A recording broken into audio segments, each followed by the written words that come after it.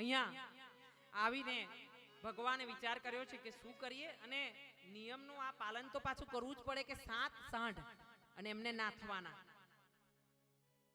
અને સાથે એવું બન્યું છે કે સત્યા જે છે ને એને પાછું એવું જ વિચાર કર્યો છે કે મને પતિ મળે તો ભગવાન મળે.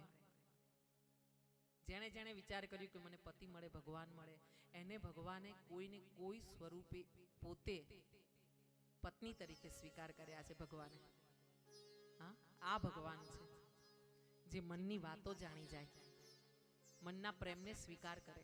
તમારો પ્રેમ હોય તમે અર્પણ કરો પણ સામેવાળું સ્વીકાર ના કરે તો શું કરવાનું? હા, અહીંયા ભગવાન આ રાજા નગ્નજીતને ત્યાં પધાર્યા છે, એમનું સ્વાગત કરવામાં આવ્યું છે અને ભગવાને હાથ માંગ્યો છે. રાજાએ આ શરત કરીને કીધું છે કે 7 આ સાંઢ છે ને એને વશ કરી આપો ને તો તમારી સાથે લગ્ન કરાવું, નહીતર પછી